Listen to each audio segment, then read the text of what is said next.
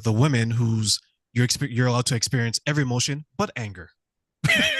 Right? Yes. Right. So who's gonna yield first? The person, the man, Yeah. the woman, and we're talking like heterosexual relationships, right? So Yeah. at that point, what do you ultimately do? Because someone has to be vulnerable first. And Hmm.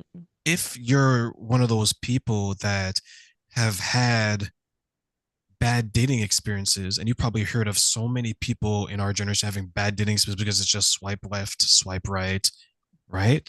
Yes. They're like, as soon as I let my guard down, he does this. As soon as I trust her my Mhm. emotions, she does that.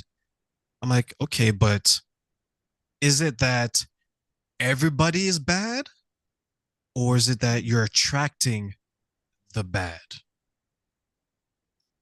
That's Yeah. what would you say to that? Yeah, it's kind of like that, analogy of like, you're thinking about buying a red car and then all of a sudden you see all the red cars on the road, right?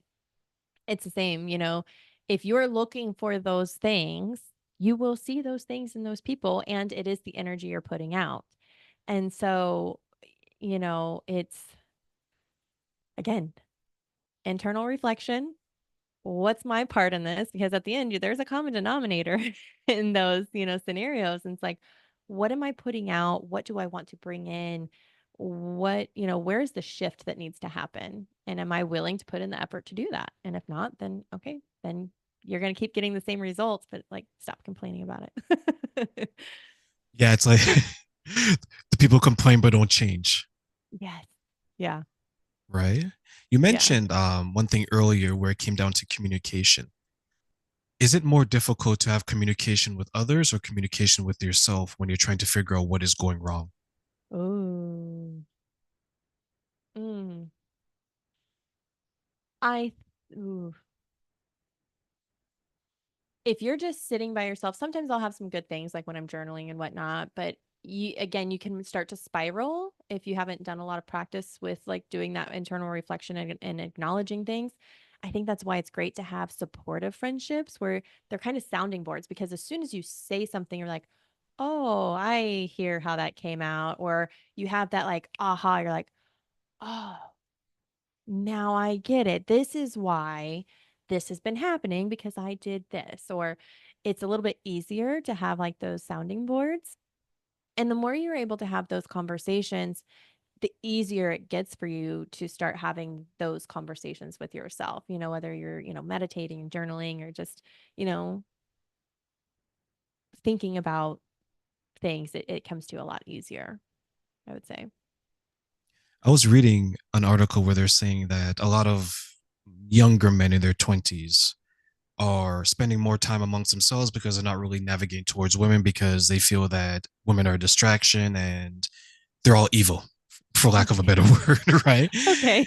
Um, and the interesting thing about it is that one person said that as a man who's growing up, who's trying to navigate the life and find out where his place is, if you're not spending time with women, how will you ever learn to speak with or to women?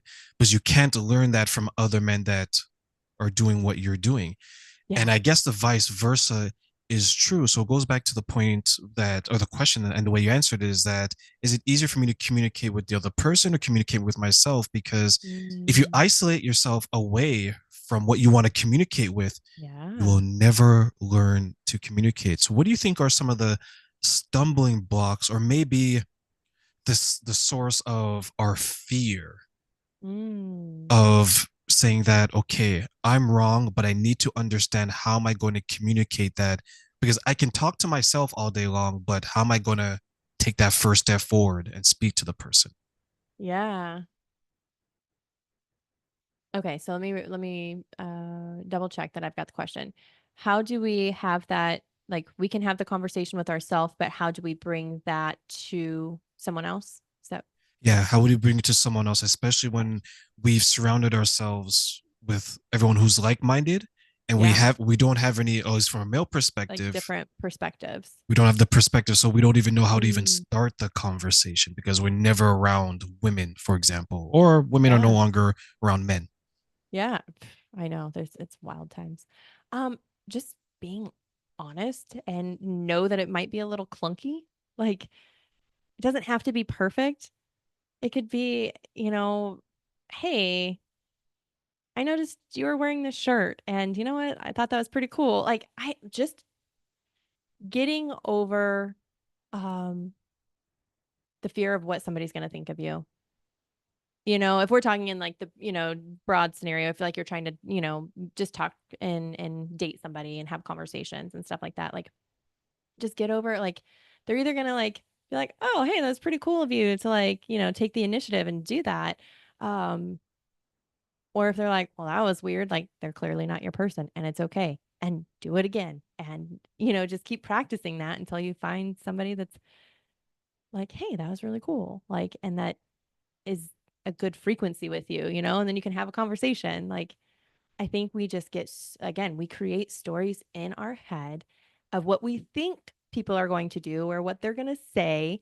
And that holds us back more than anything.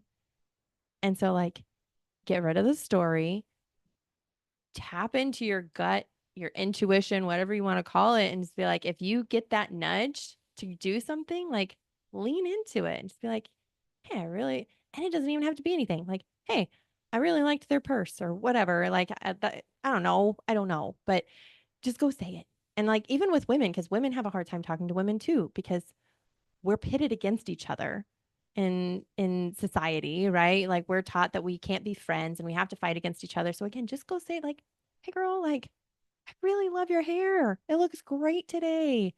Like that fills you up. Like and it feels good to say it. It feels good to receive it and then move on. Like or if you start a conversation, great.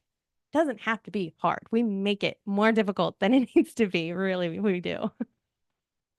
Do you think we've spent so much time perfecting our self image that we're afraid to be awkward to have those types of conversations?